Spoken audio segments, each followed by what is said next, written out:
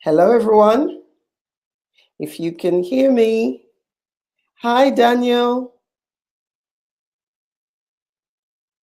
Just put a hi in the chat. Hey, so I've got Didem, is it? Or Didem, Joe, Daniel, Yachek, Daniel, Tigida, Huey, Kwame. Okay.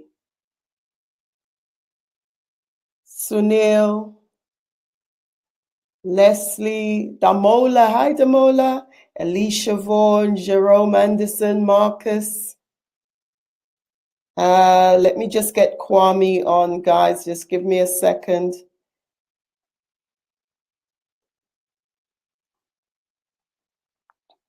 Now.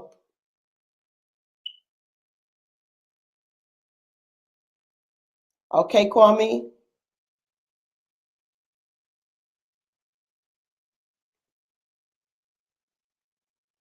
Anyone else want to put something in the chat? Please feel free. Click that little hand that's up like this, and then you can get a speak request and I will put you on. Okay, so welcome, Kwame. Kwame is going to help me today as an administrator so we can both work this as well as possible. We have 45 people on. We're expecting, I think, around 200 people. So we're 2 minutes in, so there's time. And Mr. Brown is getting his Santa stuff ready. And when he's ready, I'm going to call him. One thing I'd just love to do is to hear from you. So please press the speak request and then type in the chat who you are just quickly so that I can recognize you as we go along. Alicia Vaughan, you say hi. Damola, hi. Leslie, hi. So who are you? Oh, Leslie says he or she is hungry. So am I. Huey, I know you, Huey. Daniel, trust we are doing great. You most certainly are. Is it Didem or Didem? And Stephen Dawson, Daniel Peter Mawuli, Jerome Anderson, I know you. Alicia Vaughan, greetings everyone. Share the webinar link in all your social media, folks. It's party time. Well, Les thinks it's party time. I nearly died when I called him and he he had on his Santa stuff. So yeah, we're in that space today. So and I saw him, I was eating something, it nearly flew out of my mouth. Ooh, Michelle, hungry. Harriet Bratt, hey, and good evening to you all. Kurt, hope you're all having a fab week. Right now we are. Hey, Giselle, hi everyone. Yachek, hi everyone. Harriet Bratt, hungry. Kellyanne, hi all. Mark, hello everyone. Sunil, hello everyone. Who's hungry? I think all of us are hungry right now, just for the man to come on air. I'm going to call him just to check where he is. And before I do, I just wanted to tell you the purpose of this webinar. I'm Althea Grant, and with Kwame and Yachek, Sunil, we've got Bradley. There are many people who are, Kwame, could you do the speak requests for me, please?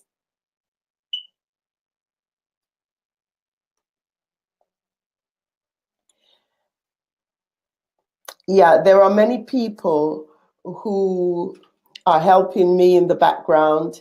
I am a Les Brown Platinum speaker, so I'm mentored by Les Brown. If you can hear me, everyone, could you just put the number one in the chat, so I know that everyone is hearing me well. Thank you. So there are now about 50 people on. And what I'd like to say is I'm a Les Brown Platinum speaker. I'm mentored by Les Brown directly. We speak regularly. And since 2014, he has been training me. And as part of that, we had Les Brown in London #1. That was at the Light. And that was a really, really great event. It was my first event. I'm normally speaking, Kwame says the webinar is up and running. Fabulous. I'm normally speaking and not so much doing these webinars and events. I am a family lawyer, and I've been doing that since 1996. Pretty passionate about that. And my passion really is truly helping people. And that's why I want to do this event, so that we can really extend to those people who truly want to make an impact in life, but who are not. Les is calling me, folks. Excuse me. Yes, Mr. Brown.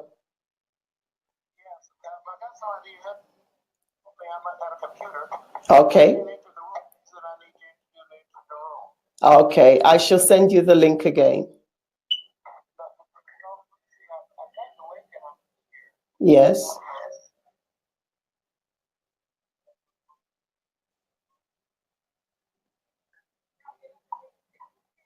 Excuse me, guys. This is live. we're on waiting for you.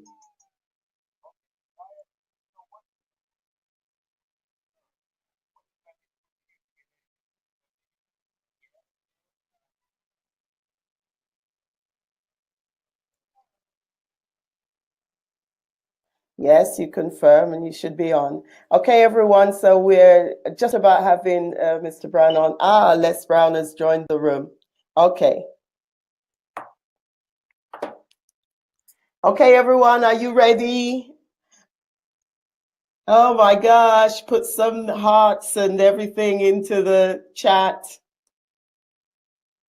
Hello, Mr. Brown.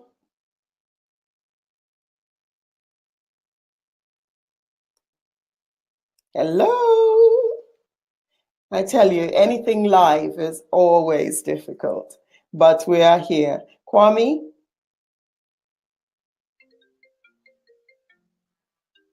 Excuse me again. Yeah, out. Yes, Mr. Brown. I can see you there. Well, I can see the picture of you. Yes. I know. That's what I'm trying to do. There you are.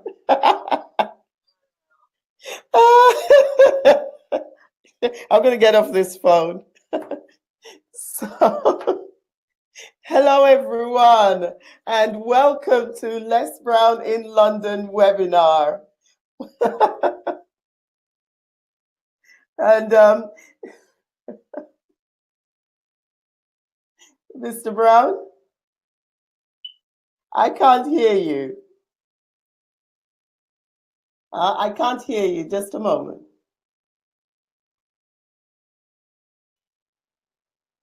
Oh, boy.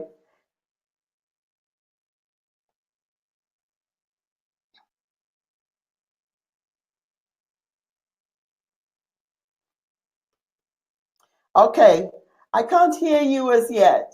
I don't know why I can't hear you. You need to turn on, Mr. Brown, you need to turn on your microphone.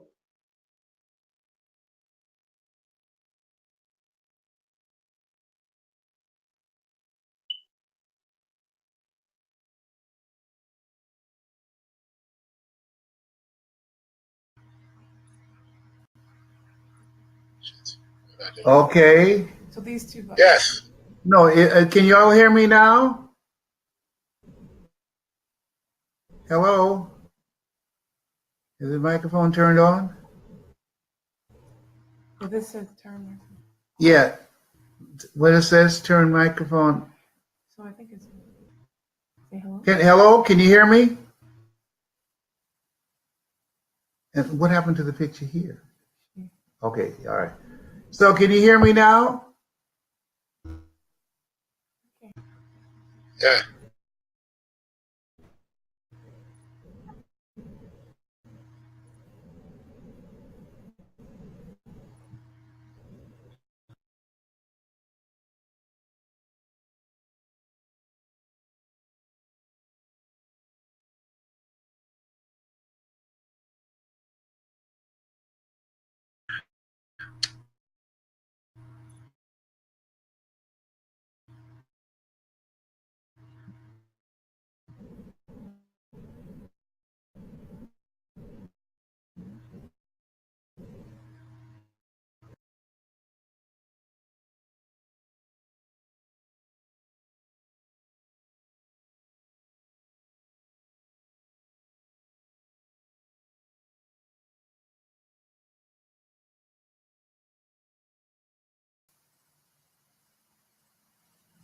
And I know you didn't click nothing, did you? No, didn't touch it.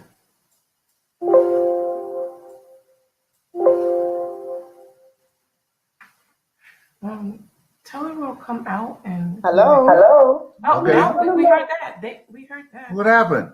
Don't go. Hello? Yes, I can hear you. You can hear me. So did you do something on your end? Because we didn't do anything on our end. Yes, I did something on my end. Okay. Wow. Yes. All right. So you can hear me now. Yes, I can. All right. Can you take this out so I can just see her?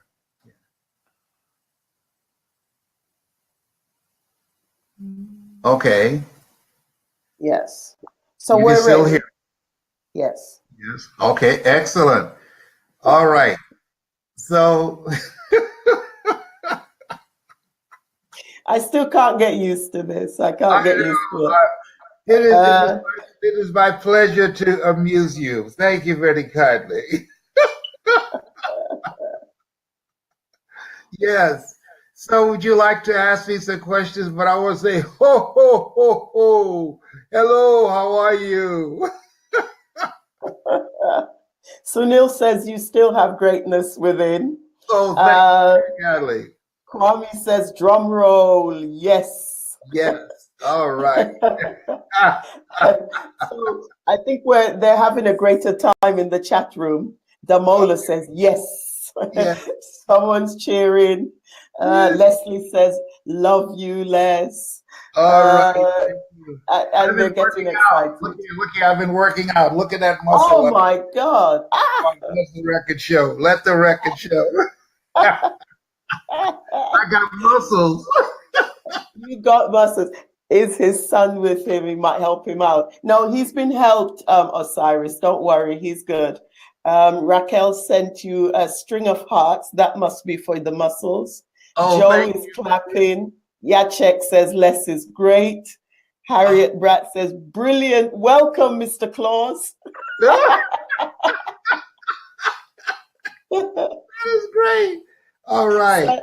Santa Les and Dan Hulbert says, love the festive hat. Well, you know, one of the things that during the Christmas holidays that some people is very challenging for them because loved ones who were once here with them, they're no longer here. Yes. And it used to be a challenging time for me because my mother at Christmas time and Thanksgiving, she would always bake a sweet potato pie. And it was so good you couldn't eat it with your shoes on. You had to take your shoes off so you could wiggle your toes. So now, we've had a lot of those ones. Yes. So my brothers and sisters and I have developed a tradition where what we do, rather than talk about we miss Mama, we talk about some of the funniest things that we remember about our mother. And my mother, Mrs. Mamie Brown, she was an interesting person. She never had any children herself, but she wanted to share her life with children. So She adopted me, my twin brother, and 5 other kids. And one of the funny things that my brothers and sisters remember, I remember one summer I was doing a gospel program in Columbus, Ohio. I was playing religious music on radio. And I called my mother because I was playing a record by Aretha Franklin. She was on Columbia Records at that time. And the song was called There's Nothing as Beautiful as a Mother's Love. So I called my mother while I was on the air. And during this time, you couldn't push a button to delete something if somebody said something that was inappropriate or any profanity. And so it was the heart of the summer. And I said, Mama, how are you doing? And now, mind you, I'm playing this very beautiful song. Oh, I'm sweating like a hoe in church. I said, wow, oh my God. I'm on the air. I'm on radio. She said, hell, you should have told me. Let me tell you something. Oh my God. I couldn't even get my hands on the controls fast enough. And there's somebody, God said he was laughing so hard, he ran into a telephone booth. The phones lit up and said, your mother is keeping it real. She tried to explain. She said, you know when the preacher's preaching and they're in church and they're sweating. I said, oh, Mama, you don't have to explain it. It's okay. It's okay. So that was one of the funny stories that we remember about Mama. I tell you. Let me just check, Mr. Brown. Is everyone hearing us? Is everyone hearing us? Harriet says she's truly looking forward to meeting you and she's very grateful. I'm truly looking forward. Carlene says, oh, technology. But can they give you a sign that they can hear us? Yes, they're saying yes. They're saying yes. Brilliant, okay. Brilliant. Thank you, everyone. Now, I just wanted to bring you on, apart from the Christmas cheer, which I still can't get over the hat. Yes. I wanted to ask you, how have you been and what happened when you were in your retreat? Give us some wisdom from in this retreat, because I watched your Facebook Live about this, and my goodness. It was quite a challenge for me. I was in Martha's Vineyard, and Martha's Vineyard is a place where presidents have gone to vacation. In fact, President Barack Obama, he goes there every summer with his children and wife, and Wesley Snipes and many other movie stars go there. And so they have their something called Dr. Ronnie's. It's called Dr. Ronnie's Wellness Retreat. It's a 21-day retreat. And her book made it on the New York Times bestseller list. And so here's a person who was diagnosed with terminal cancer. And she cured herself using natural methods. Oh so my God. I decided to go there to experience what she does. And so it's a holistic approach. It's mental, it's spiritual, and it's physical. Every morning I had to get up and walk. Well, I don't like to walk when it's cold. And so they had a person named Zoe. I call her Zoe the Beast.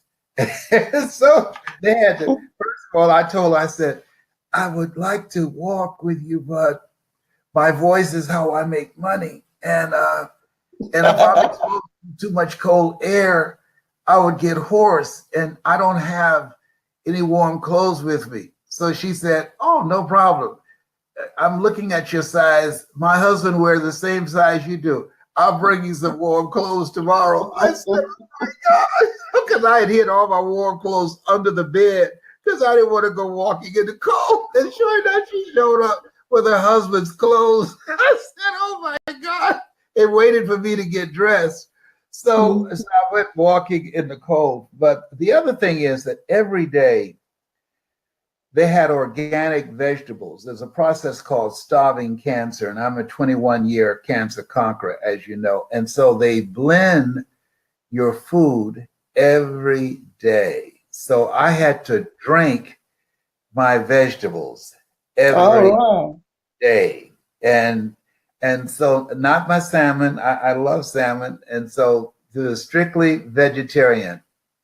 And then they gave me a variety of herbs to strengthen my immune system. And I tell you, you lose 21 pounds in 21 days. I lost 21 pounds. I lost 28 pounds in 14 days. I was averaging 2 pounds a day.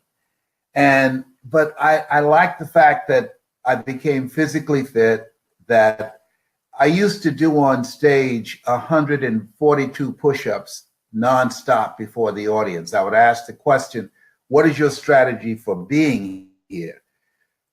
And then I would drop down on the floor and I said, anybody that can beat me doing push-ups, please join me. And everybody and their brother would come on stage. And I said, I'll give you $1,000.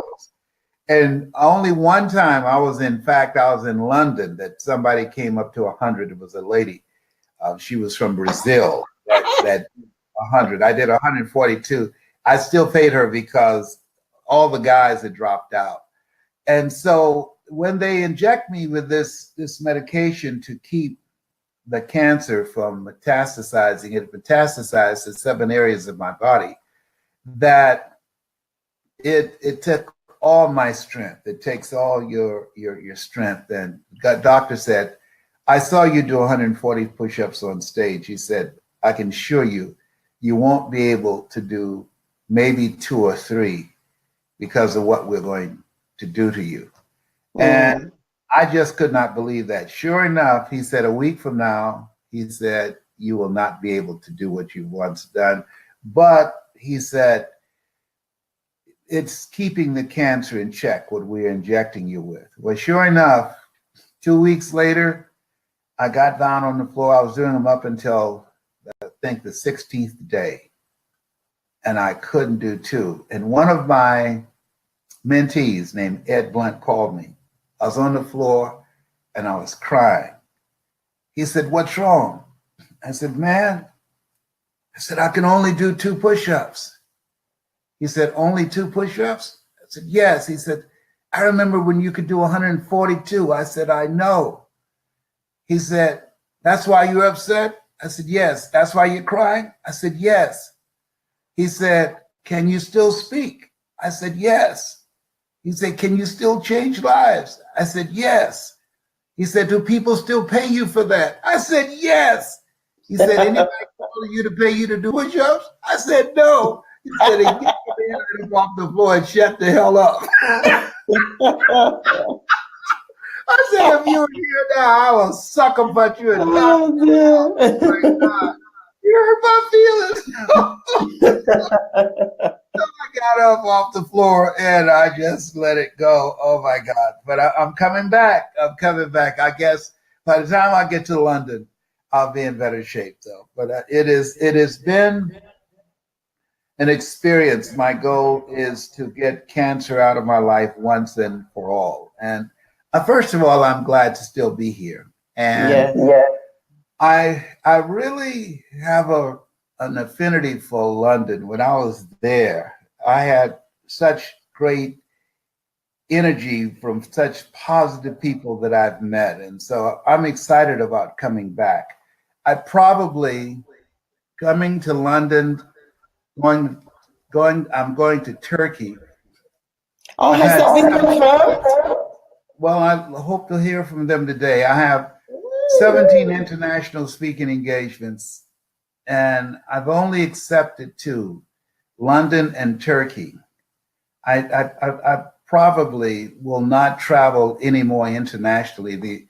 I like speaking internationally, but I'm a grandfather and I am a great grandfather. I have 3 great grandsons. And so I want them to know me, not just hear about me. And so I plan to invest my time and energy into them and to train speakers. I'm so appreciative, Thea, of working with you as my business Thank you. partner. I want to open the Les Brown, have you head that up, because I want to teach people, number one, how to do three-dimensional storytelling.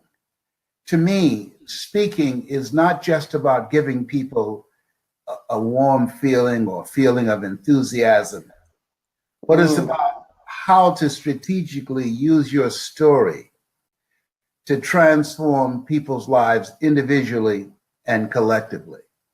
And there's a strategy that one of my mentees, Dwight Pleasure, has developed, and I love working with him, that we called it three-dimensional storytelling, and Yeah. how you can orchestrate an experience with your story to create a significant emotional event. In order to transform human behavior, it's required that you create a significant emotional event. So with this strategy and this training, and we look forward to doing it in London, is for people who are serious, who want to become national and global with their story and build a financial empire, and people who are hungry. You got to be hungry.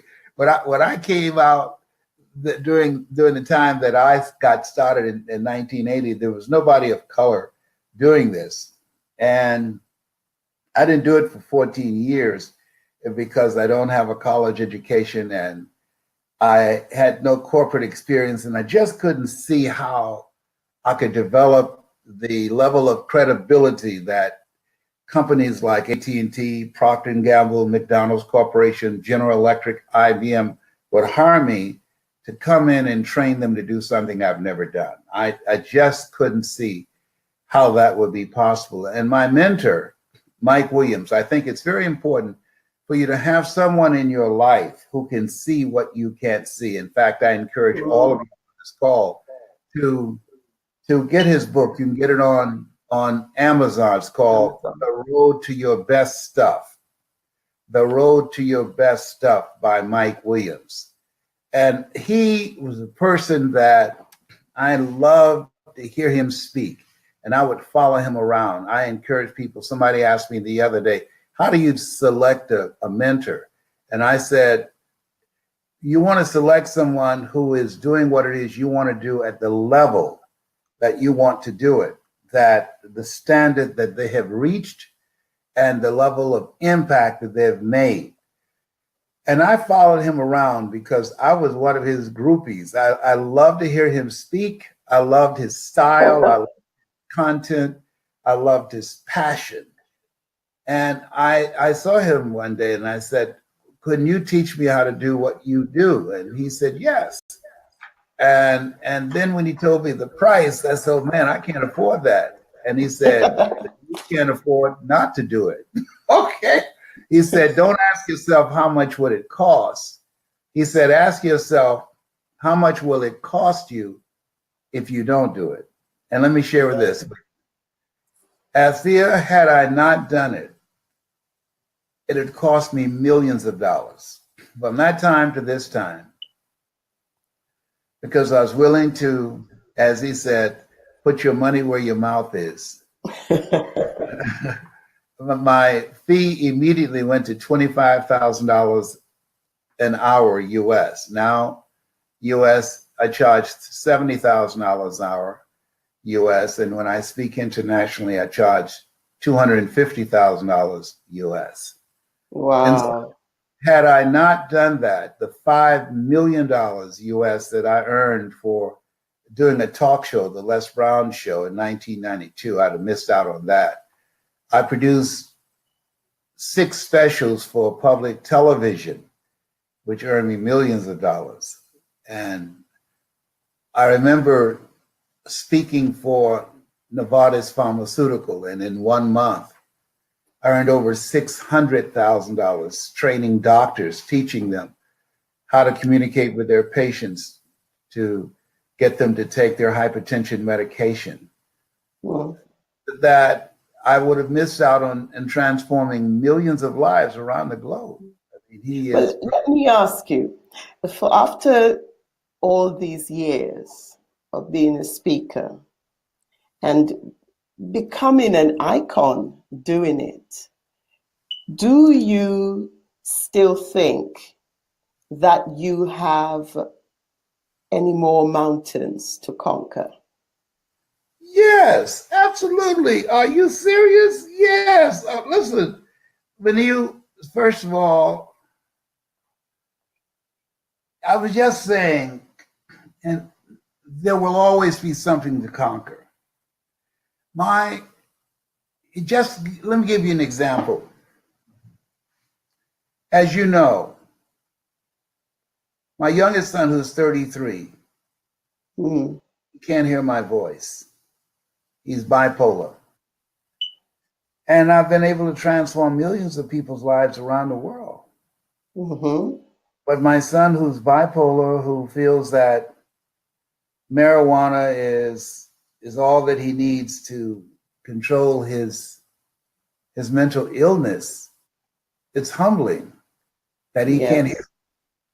And I pray for him, and I had to retreat to the prayer, Lord, grant me the serenity to accept the things that I cannot change. I can't change my son. Mm. I can't make his choices. The courage to change the things that I can. I can change how I respond to this. Let go and let God. Yes. And the wisdom to know the difference. Mm. And so no matter how old your children become, they're still your children. My oldest son, he had a stroke last year, and he's being fed by a tube in his stomach. He went from 243 pounds down to 90 pounds. And he has a fear of doctors and hospitals.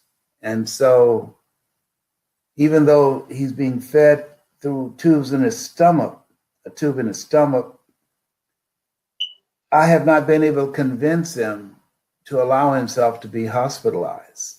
It will happen. It really will. It really will. But I hope it happens before he dies. He will not. God's not going to allow that. Everyone just put some love hearts there for Mr. Brown, because I don't think you have known just how much he has been going through, not just for himself, because this man is a soldier and a lion in terms of soldiering on and never giving up. But I think when it's your children, it's like somebody putting their hand in your chest and squeezing your heart.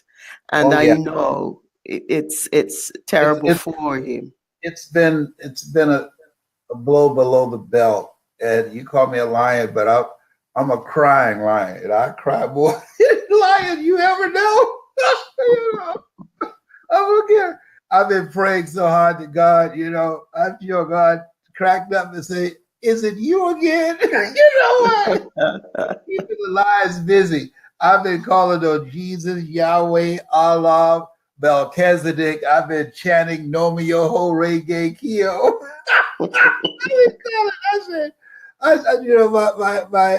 My youngest son, when he said that when he's cycling, he said he was having a seminar that he's charging $1 billion a person. He's on Facebook. I'm charging $1 billion a person, but if you call right now, I'm going to charge you $100,000. So somehow he hacked my Facebook and got into my Facebook, and I started singing that song. You about to make me lose my mind up in here, up in here. You about to make me act a fool up in here, up in here. Okay. Let me get a question. Jamie Rocker has a question. All right. He says, I'm not sure, Jamie, if you're a lady, I'm sorry. The spelling is kind of unisex. And it is, what is the most difficult client? You're talking about difficulties in families, but what is the most difficult client that you have worked with so far? And don't say Althea. You took the words out of my mouth. You know, I tell you, that's one of the reasons that I interview people and I won't take everybody. Because fortunately, I don't have to. I don't speak because I have to speak. I speak because I love to speak. And I aspire to inspire until I expire. The most difficult client that I have ever been challenged with, the client that just refused to believe that their story had value. And I understood, because for 14 years, I didn't believe that my story had value, because it was, to me, a story of disappointment and persistence. Maya Angelou said, there's nothing as painful as an untold story buried in your soul. I strongly believe, Althea, that all of us have experienced stories in our lives that can change somebody's life. And to me, this person, in which I had to fire them as a client, their passion, I thought, was to change lives and make money, but they just really wanted to make money. That's not enough to excite me. I think the world is as it is because evil prevails when good men and women do nothing. And I wanted to create, at first I said 10,000 voices of hope. But I don't know if there are 10,000 people that are hungry to want to make a difference in life. I don't know that. You've got so many people on here, and people are getting more and more excited. You say you don't know that? No, here, but there's a difference when you're hungry. I mean, just imagine that. Yes. I don't have a college. Well, define hungry. Define hungry so that hungry we can. is the willingness to go all out, to be all in. Hunger is the willingness to do the things today that others won't do in order to have the things tomorrow others won't have. Hunger is something that gives your life a sense of meaning and purpose. It comes from the bowels of your soul and from your heart. And it's fueled by passion and determination and relentlessness and being unstoppable. It's willing to, in spite of the setbacks, in spite of the disappointments, the periods that I went sleeping on the floor of my office and bathing in the sink down the hall, that the times that I slept in my car and on the couches of friends when I was building a business, that when I ran out of money, but I didn't run out of hope. Hunger is the releasing of what Elizabeth Browning would call the releasing of the imprisoned splendor. It's a magnificent obsession. It's something that gives your life a sense of purpose, and that that I'm going to conquer this mountain or I'm going to die on the side of it. You know, I'm with a smile on my face. And so most people don't have that. Most people have been programmed to be ordinary. We all born unique, but most of us die copies. Most people don't realize that they have greatness in them. Greater is he that's in you than he that's in the world. Most people don't realize that they can do more than they can ever begin to imagine. But we live in circumstances and in environments and systems of discrimination and racism and sexism and homophobic isms that cause people to believe that they're less than. And after that happens over and over and over again, after you hit your head over and over and over again, a lot of people give up. But there are people that psychologists call skaters, that no matter what you throw at them, they're going to land on their feet. Like you take Stevie Wonder, you take his sight, but then he becomes a musical genius like a Ray Charles. That hunger will make a way out of no way. Hunger will snatch victory from the jaws of defeat. I was hungry to take care of my mother. I was hungry to buy her a home. I saw my mother, Thea, go to work, ankles swollen from arthritis. And she guaranteed Wesley and my birth mother that she would never separate us, that she would take good care of us. And I made up my mind that I was going to honor her by how I conducted myself.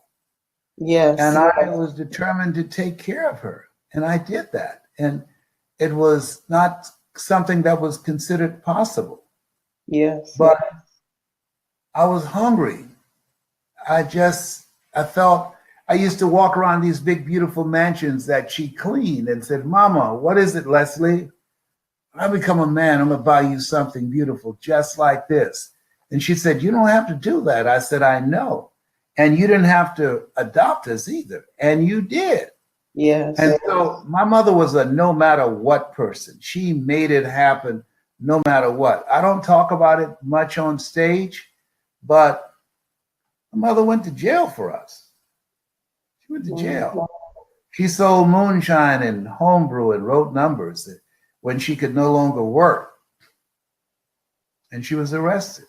So that's what you mean by whatever it takes, because your mom just she did whatever it took.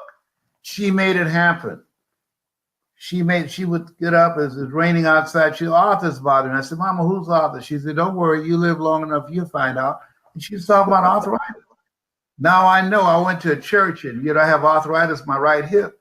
And so I went to church and they had this healer there. And so the lady said that people called me and said, you ought to go see this healer. She can perhaps heal you of cancer. So I went and a guy came up before me and he said he had whiplash. He had his neck and a neck brace. And she had him take the neck brace off. And she said, I have to make direct contact. And she touched his neck and he started moving his head from side to side, back and forth. And he started jumping up and down and started speaking in tongues. And so she said, how do you feel? He says, great. Does your neck hurt anymore? I said, no. Then a lady came up and she said that she had injured her back on the job. And so she said, what part of your back? I like to make direct contact. And so she said, the lower part of my back. So she placed her hand at the lower part of her back and told the lady to bend forward and touch her toes. And she bent forward, she touched her toes. She said, bend side to side. The lady bent side to side. And she said, bend back. She bent back. She said, do you feel any pain? So she said, no.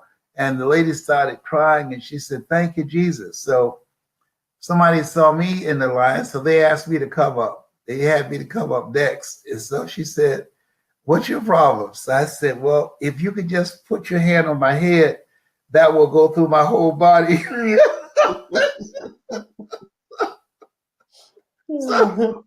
So she said, I have to make direct contact with my head. I said, well, I'm dealing with prostate cancer and I got arthritis in my right hip. So she put her hand on my head and said, touch it, Jesus, touch you. You do know that. I thought she was going to touch me in my crouch. I got a woody just thinking about it. I'm sorry. I got problems. I got problems. So moving quickly away from that. How did I get there? How did I end up talking about this kind of stuff? Were you healed? Yeah, go ahead. Were you healed? Is your hip working now? My hip is working, yes it is. Even though she didn't touch it, I was hoping she would. I would have said, oh, behave, baby. Things that I have come to believe that we have to learn how to be at peace in spite of. Yes. Because there's always going to be something. There's a song years ago, a guy named Neville The song was called "If It Ain't One Thing, It's Another." You either hit a problem or just left one or hit it toward one. And so sometimes we have to laugh through tears. Yes. There was a period of time last year, as you know, that I was speaking from a wheelchair because of sciatica pain and the pain from cancer. And I dealt with it. It was not easy. So life's going to throw a lot of stuff at you. So part of what I'm looking forward in coming to London is teach people how to deliver a message of hope. When there's hope in the future that gives you power in the present. To teach people how to tell their story in a way that it will allow a person to get a larger vision of themselves, to decrease the level of unconscious self-loathing that all of us have, being born and raised in an environment where we're treated less than what we're supposed to be treated, and to increase your sense of worthiness where you come to believe that life is God's gift to us and how we live our lives is our gift to God. I believe that this point in my life, we learn, we earn, we pass it on. And so I'm looking for 77 people that I could train that will take what I give them plus what they have and go beyond me and make global change on the planet. I do believe that. I'm certainly hoping to be one of them. Let me just read a few things from your attendees. We have Guillermo from the Republic of Panama. We really love you. You have changed many lives. Thank you. We have Hyacinth, and she says, we're really looking forward to you. Saw you last time. Storytelling is how to empower others. And it seems she's saying what she's beginning to do. Leslie says he's hungry to learn, he or she. And Naneka is saying, when are you coming to London? Well, I could answer that for you, Waneka. It is the 20th of January, 2018, and it's at Central Hall, Westminster. So I'll save Mr. Brown from answering that one. Please put some questions there. And Daniel Peter says, Les would love to ask, what are the concrete steps he needs to take or know to achieve success in difficult times? Wow, that's a great question. What are the steps that you need to take during difficult times? Let me say, what are the concrete steps he needs to take or know to achieve success in difficult times? Well, here's the first thing. Understand and know that what you're going through has two. Understand and know that there's a power and presence in you that's greater than anything that you're facing. It's difficult to believe that when we've been programmed to think otherwise. No one ever want to hear the three words, you have cancer. When a doctor looked at me and said, you have cancer, those three words are the most feared words in 7 different languages. But in order for me to have gotten through that and deal with it now for 21 years, and 7 is my lucky number, so I'm believing that I'm going to get it out of my life. I have gotten it out of my life once and for all. This is the year it ends. That's it. Yes, this is the year that it ends. That we have to call forth those things and be not as though they were. That say to yourself and write this affirmation down. No matter how bad it is or how bad it gets, I'm going to make it. I had to say that to myself when my mother died of breast cancer, when my best friend died, when I was going through divorce from someone that I loved very much, when I was diagnosed with cancer. All 4 things happened back to back. I had to say to myself, no matter how bad it is or how bad it gets, I'm going to make it. Yes. When I was going through an MRI and I'm overcoming the challenge of claustrophobia, I had to say that to myself to keep myself stabilized. And as you affirm that with power, feeling, and conviction, as you hold the vision of yourself achieving what it is you want to achieve, as you believe, but Dr. Howard Thurman said, he said, there's something in each and every one of you that waits and listens to the voice of the genuine in yourself. It will be perhaps the only guide you will ever have. And if you cannot hear it all of your life, your days will be spent on the ends of strings that somebody else pulls. Mm. There's a power and presence in you that as you believe, he'll never leave you nor forsake you. As you take a stand with your life, I've got a saying, if life knocks you down, try and land on your back, because if you can look up, you can get up. Get up. Everyone, let's have some posts. If you can look up, you can get up. I want to see them in the chat there, because that's one of the things that I have been holding on to. And you know, what I appreciate about you is that having met you, and I was going through a lot, and you were very compassionate and kind. But one of the things that I personally appreciate is that sometimes, you know, you can start crying and say, oh my God, help, help, help. And sometimes the best thing to do is to leave the person to figure it out. And you always say to me, you'll figure it out. And I always want to kill you when you say I want to circle that person about difficult times. Persist until you succeed. Giving up is not an option. Persist until you succeed.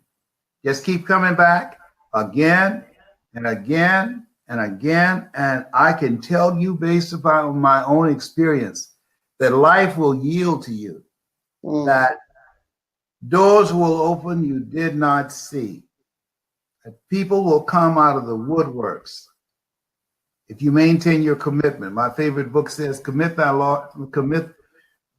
yourself, commit thy works unto the Lord, and thy thoughts should be established. In all thy ways acknowledge him, and he shall direct thy path.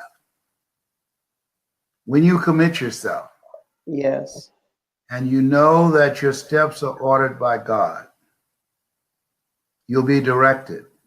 yes.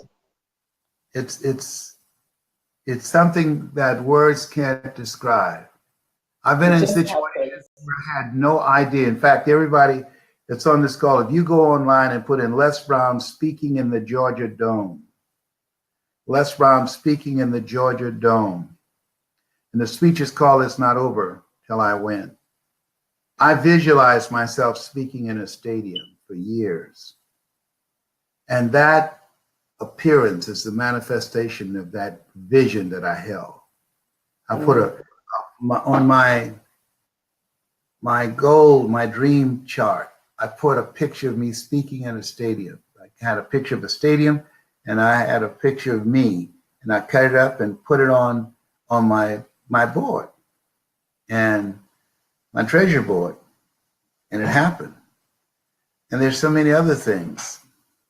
And I think that as you look at yourself and look at your goals, things don't happen when we want them to happen. It's a question to ask the question, when will a baby walk? It will walk when it walks.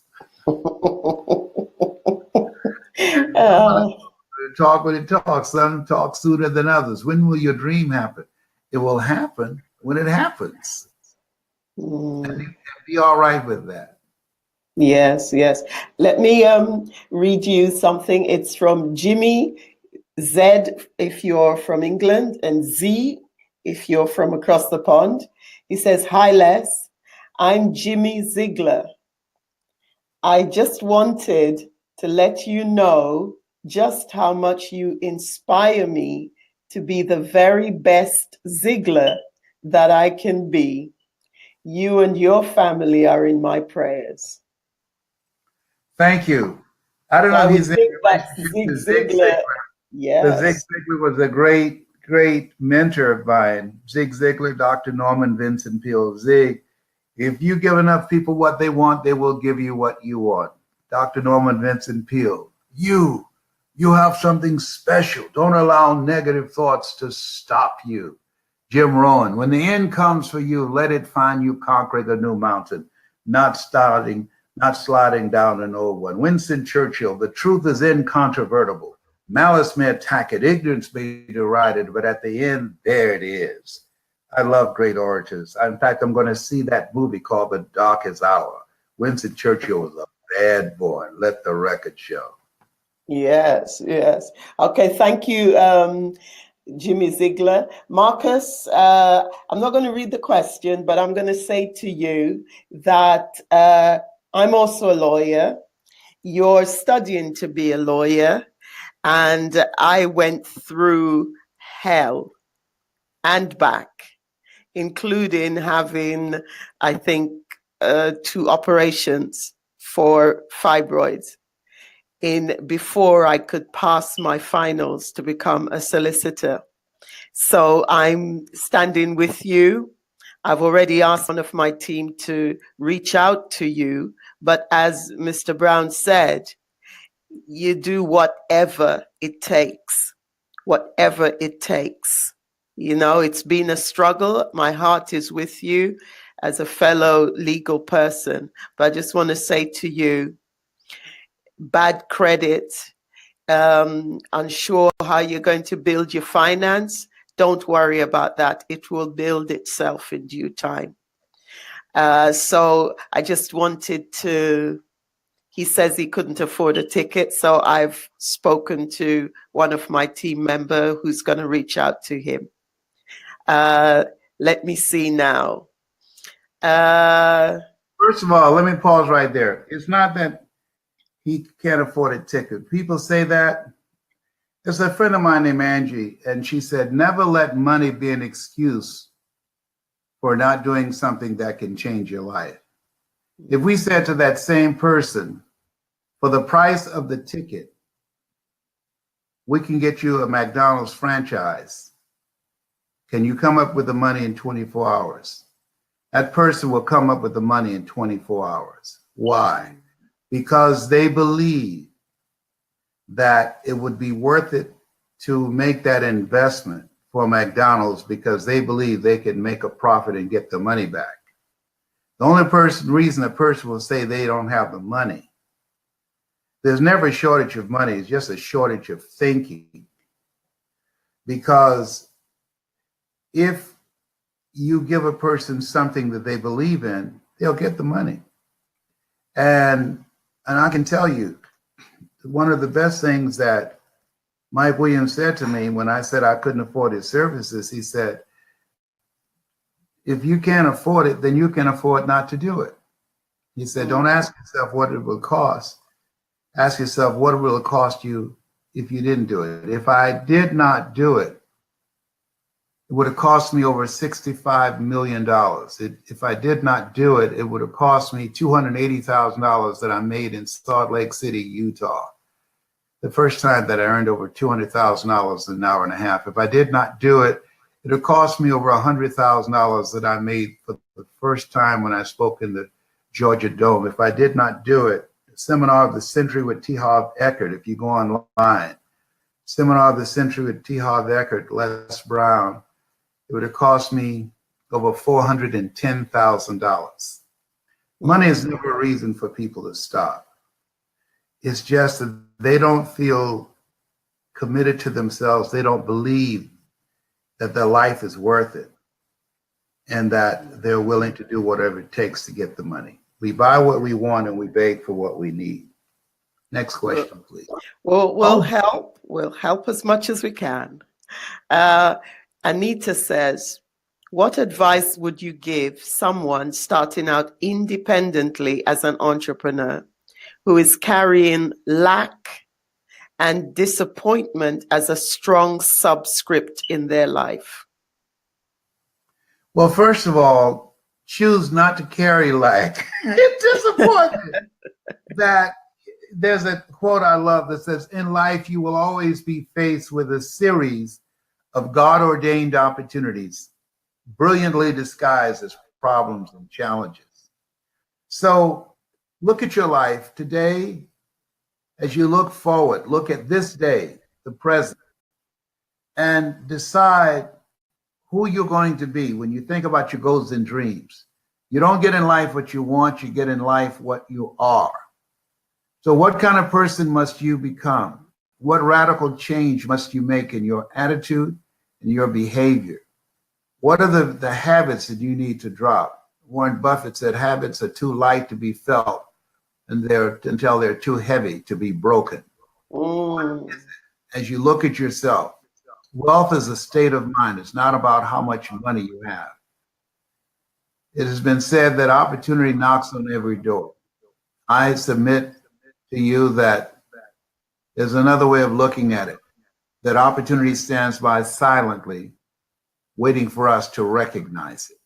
So as we stand by, what is it that's around you, that as you begin to expand your thinking about it and step into a place of perpetual optimism that will allow you to create something out of nothing that others would miss.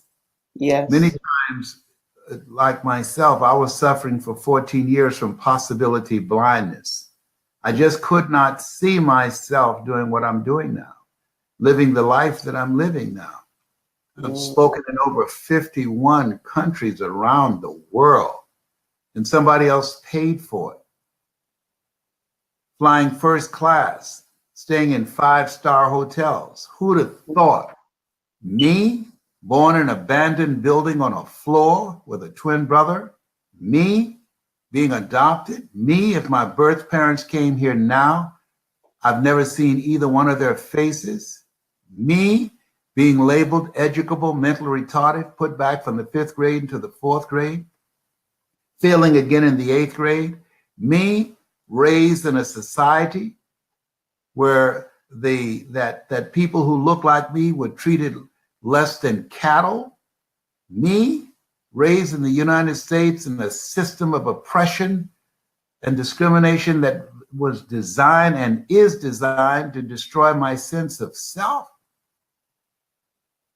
Let me tell you, when I hear the words, know ye not that you are the temple of God and the Spirit of God dwelleth in you? Greater is he that is in you than he that's in the world. We have to affirm those things to ourselves every day. Every day. Because Earl Nightingale was right. You don't get in life what you want, you get in life what you are. Be ye not conformed to this world, be ye transformed by the renewing of your mind. Carter G. Woodson was right. If you can determine what a man shall think, you never have to concern yourself with what he will do. If you can make a man feel inferior, you never have to compel him to seek an inferior status, for he will seek it himself. And if you can make a man feel justly an outcast, you never have to order him to go to the back door. He'll go without being told. And if there's no door, his very nature will demand one. So you get what you demand from yourself.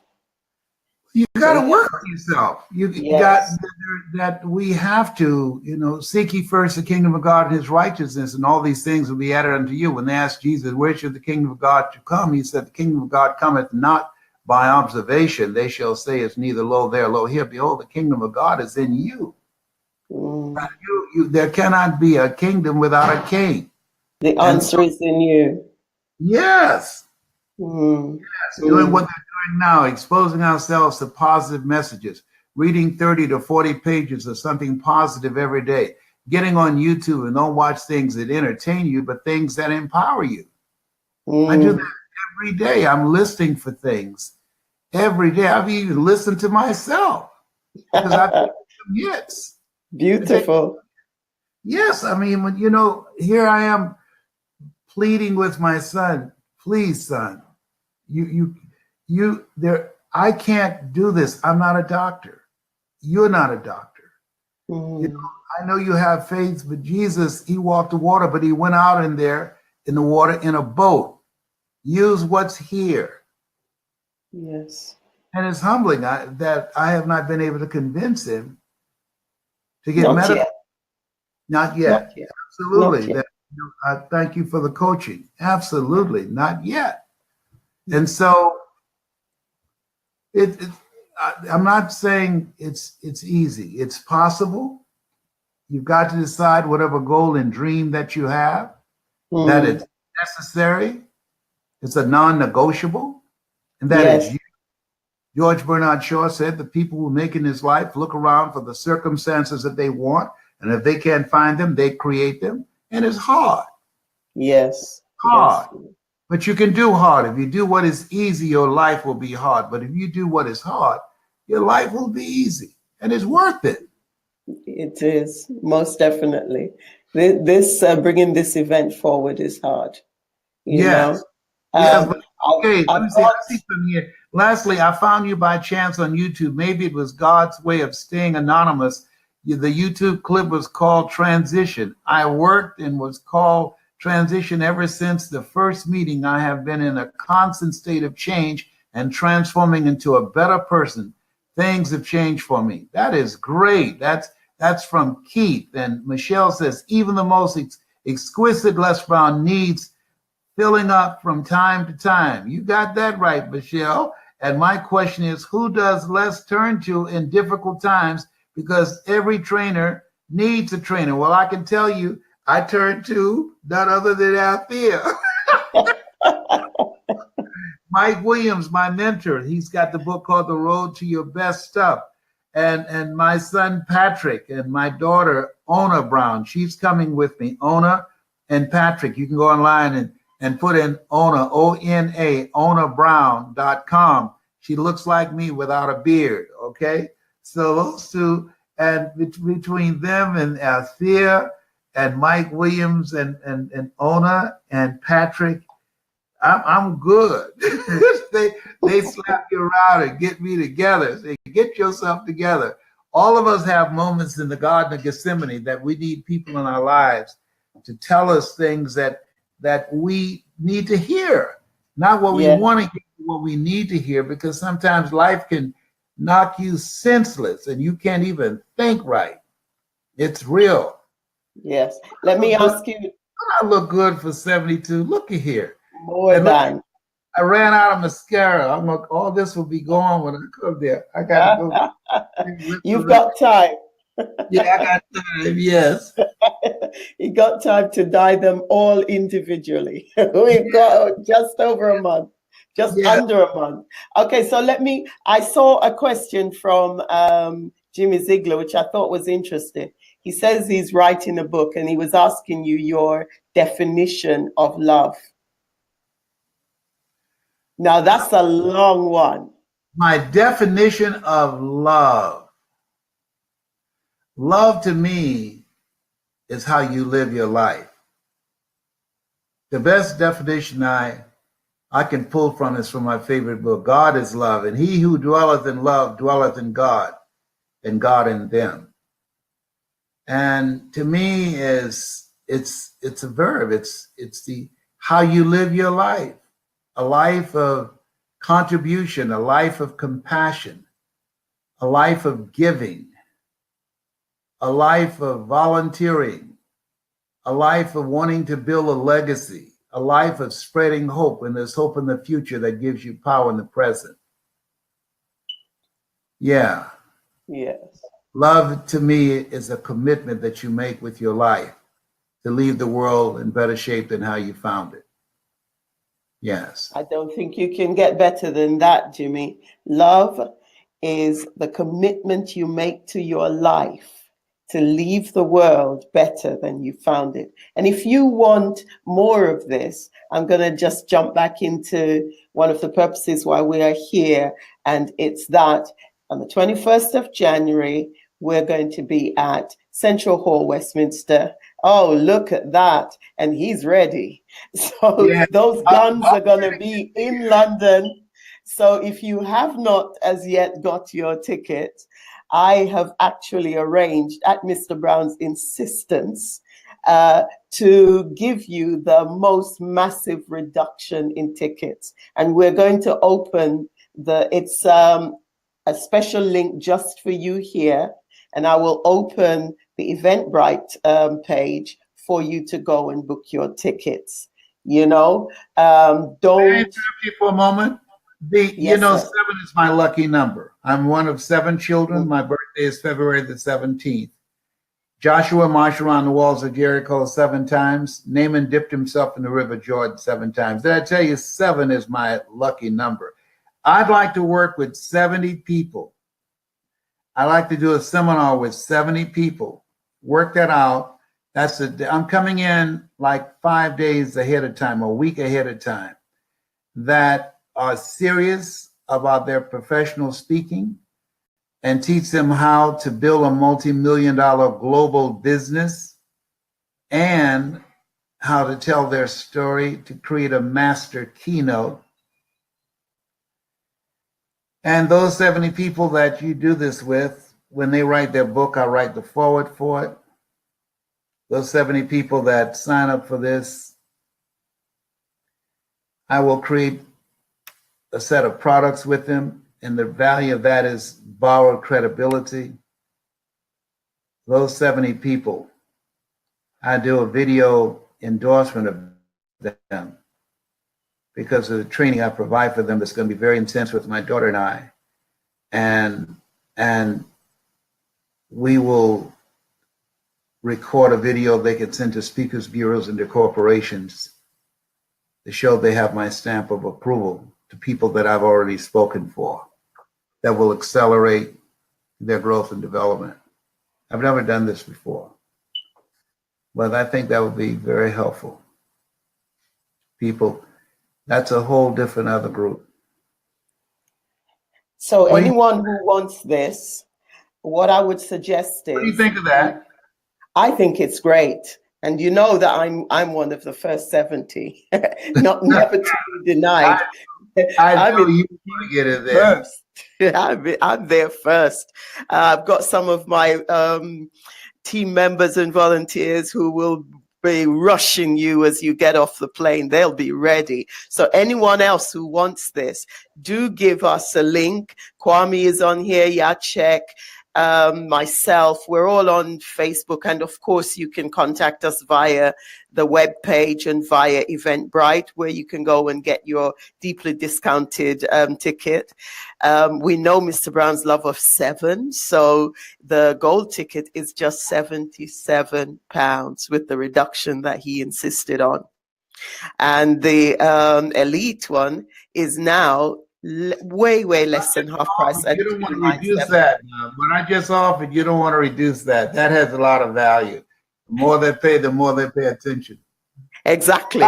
But for actually coming to the webinar and staying until the end, that's the reward that we're going to give everyone.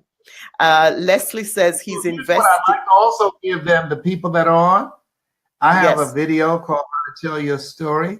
So talk to Serena so we can give them that. And there is another, and I'd like to also, if we can work it out, to give them a set of CDs that will dramatically change their lives, and something I've done that's not online. Brilliant. I like that. Yes. So I'll get the details.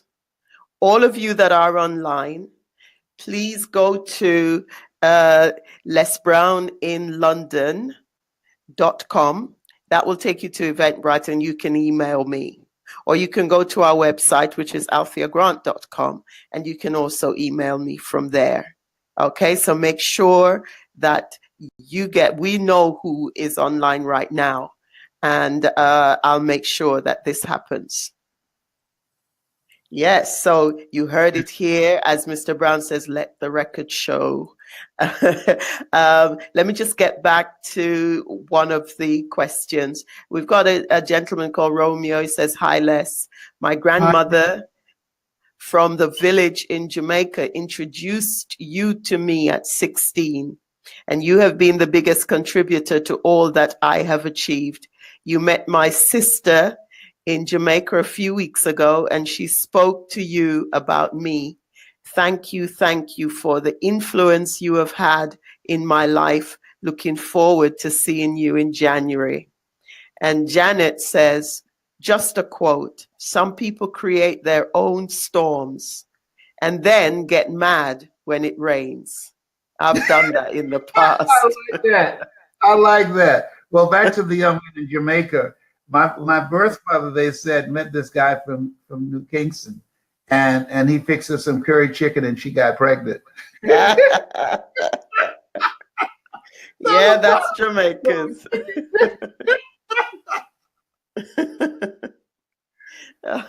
We have a great. I stayed at Bob Marley's mansion when I was in Jamaica, and it was very beautiful. I'm going to do a mastermind there at Bob Marley's mansion. Well, that will be me as well. Okay. I love it. You say you gotta leave me out. I love it. Leaving me out. Oh, Okay. Yeah. I love it. Yes. Jerome Anderson says the speech in the Georgia Dome absolutely changed his life. And Cliff says, by the way, Georgia Dome has been demolished. So all we have now is YouTube. Wow. Yes, that's right. Yes. They did acknowledge that. Right. Well, that's some good memories there. Good memories. I mean, I tell you, one of the things I use that as a teaching tool of how to command a large audience. That's the largest audience I've ever spoken for. Over 80,000 people. It was. Wow. I was very frightened. I was in the bathroom, and they came and got me out. I went to go to the bathroom to do number one 7 times. Well, 7's your lucky number. So Yeah. Oh dear. So yes, as we go through, even the most exquisite Les Brown needs filling up from time to time. And my question is, who does Les turn to in difficult times? Because every trainer needs a trainer. Michelle. Michelle. Well, as I mentioned before, Thea, you have been such a voice of comfort to me. My son, Patrick, and my daughter, Ona, both of them are life coaches. I believe that you're never too old to learn and you're never too young to teach. Mike Williams, who's been my mentor for over 48 years, that you have to create what I call collaborative, achievement-driven, supportive relationships. And my relationships with those 4 individuals has been very helpful to me. Brilliant. Because all of us have our moments in the Garden of Gethsemane where you take some hits and life catch you on the blind side. Things happen that you don't see coming. And it's you have to handle it.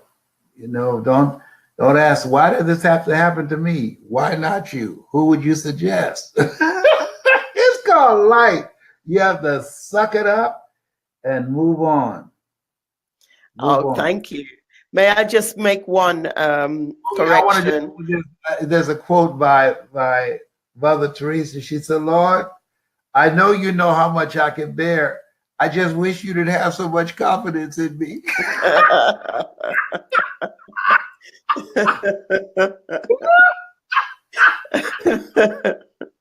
Yeah, I feel like that sometimes.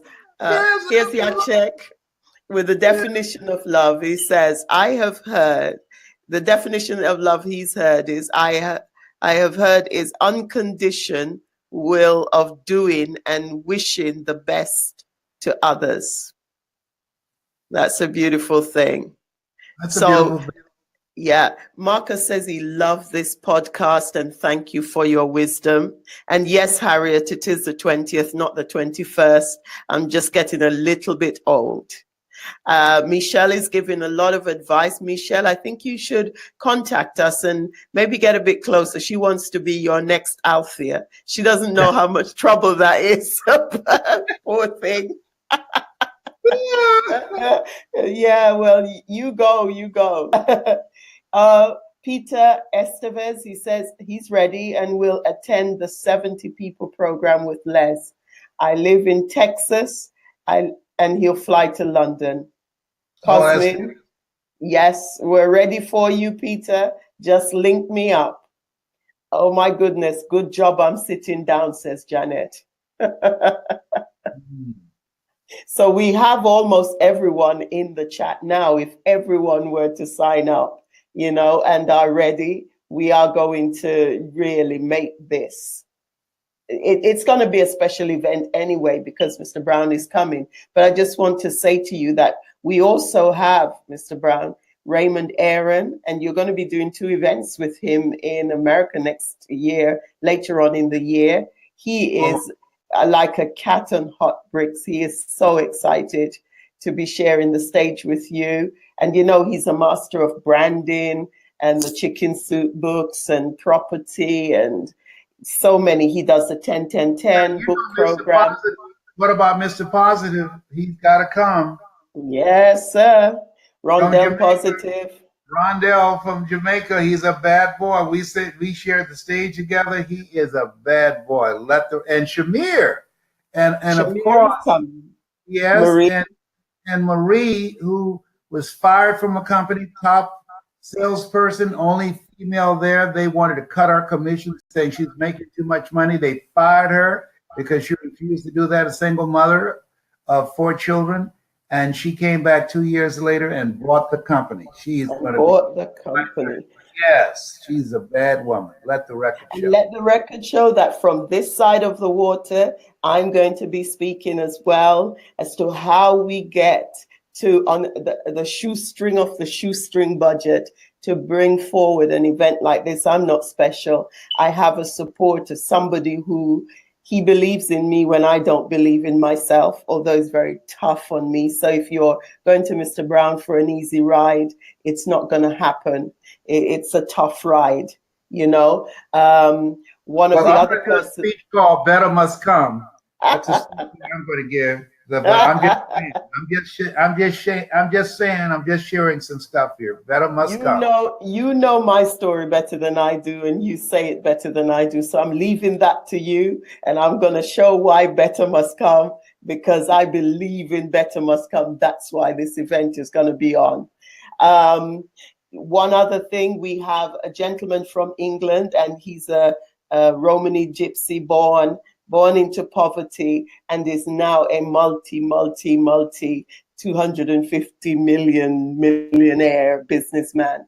And he's coming to share that knowledge with you, that it's not about being big and flashy, but it's about being persistent and never giving up. And you can never say that too many times.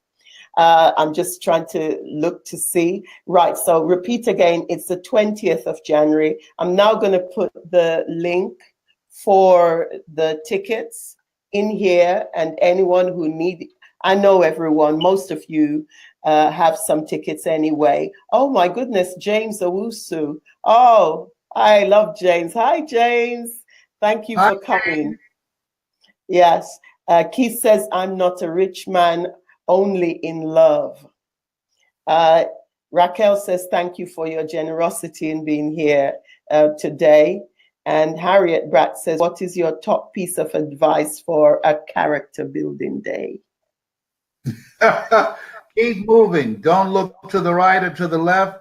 Keep falling forward. Just don't stop. Eventually, the law of probability will catch up with you and things will work out for you. I've had so many failures and I just refuse to stop. You will feel your way to success. The key is to do what Og Mandino said: persist until you succeed. Don't allow the things that be in front of you to stop you. Judge not according to appearances, but righteous judgment. Know that success is one step away. Yes. Now, I'm going to be wrapping up soon, but I'm going to just now put into this thread the tickets. And if you give me like 5 minutes after this is finished, you will have your tickets. The discounts are 77 for the gold ticket and 297 because Mr. Brown loves 7. So, you know, he persuaded me on that. That is the link there. Go there, and there will be some tickets that are going to be uncloaked, not unclothed, at the end of this webinar. Mr. Brown, anyone else has anything else that they want us to give? I guess are there any more questions? Let me see here. Yeah, I'm just trying to see the questions. Looking forward to seeing you from Manhood Academy. Okay, Manhood Academy, I'm looking forward to seeing them as well. Peter Estezavez, he says he's got his ticket already. And Denise, she says, what is the best way to become motivational speaker? How do you get started? I will help you to do that. Make sure you come to the event. I will be sharing a lot of information and giving out a lot of information that will help you to get started. And the major key to becoming known as a motivational speaker is having a masterful keynote. And I will extract that from you. You can't see the picture when you're in the frame, and teach you how to organize it and how to present it and train you how to deliver it and have the versatility and flexibility to speak for large organizations, for businesses, for the government, for major corporations around the world. Brilliant. So I thank you all for coming. Unless there's any more questions, I'm searching for questions. Well, they don't have any more questions, so let me leave this with all of them. The reason you're on this call is because you and I are cut from the same cloth. We're branches of the same tree. Everything I've said, you already know it. The reason that you're on this call is because there's a higher calling on your life. There's something else for you to do, and you know it. And I leave this with you that my mother used to love to hear me say, and I dedicate this to you. First, I'm looking forward to coming to London. I am ready. Let the record show. I'm hungry to get to you. But my mother used to say, Leslie, and I said, yes, ma'am, mama, say that thing for me, boy, that makes me feel good. And I dedicate this to you and to your dream, whether you come or not. And it says simply this: if you want a thing bad enough to go out and fight for it, to work day and night for it, to give up your time, your peace, and sleep for it, if all that your dream and scheme is about it, and life seems useless and worthless without it, and if you gladly sweat for it and fret for it and plan for it, and lose all your terror of the opposition for it, and if you simply go after that thing that you want with all of your capacity, strength and sagacity, faith, hope, and confidence, and stern pertinacity, if neither cold, poverty, famish, or gulf, sickness or pain of body and brain can keep you away from the thing that you want, if dogged and grim you besiege and beset it, with the help of God, you'll get it. This has been Mrs. Baby Brown's Baby Boy, and Theo Grant's Pride and Joy. God bless you, God bless your dream, and God bless London. Thank you so very much. I'm looking forward to seeing you. Yes, you have something special. You have greatness in you. That's my story, and I'm sticking to it. Only for bad. Oh, Santa's back. Yes, Santa's back. Yes, yes, yes, yes. I still can't get over that. Santa's back. You saw me earlier. I nearly swallowed something I was eating backwards. It was so funny. Everyone, I just really thank you so much for coming. Thank you for staying, so many of you on this call. And thank you, Mr. Brown, for your faithfulness. Thank you for your belief in me. Thank you for your belief in my team. And we're not going to let you down.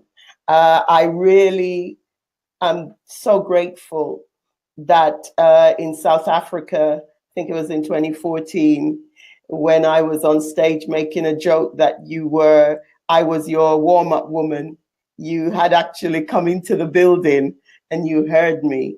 And this is why we're doing this today. Sometimes destiny finds you when you are least prepared for it, you know, and then you just have to step up and get on with it. And that's how I feel that this is happening. I've been through illness. I've been through all sorts, but I'm not giving up. And I just feel like I cry a lot, as you know, and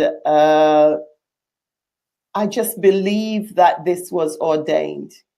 And I believe that you are ordained for great things. And everyone that's on this call, I believe that they are ordained for great things.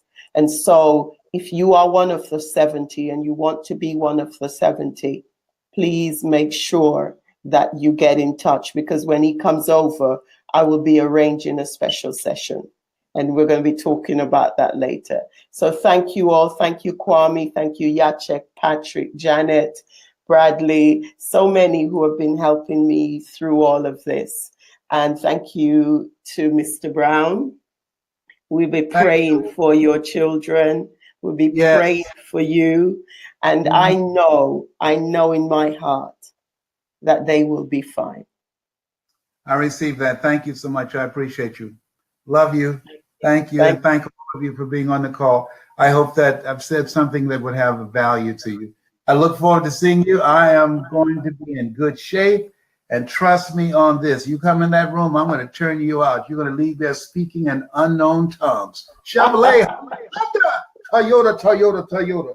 Tababota, Tababota, Tababota. I'm sorry. Medication is with I'm sorry. I can't wait. The Christmas spirit has got you. We can't wait to see you. Thank you. I love you. I love you too. 20th of January, we will see you a week before. Okay, sir. Yes, thank you. Thank you. Bye-bye. Okay, everyone, we're off the call now. So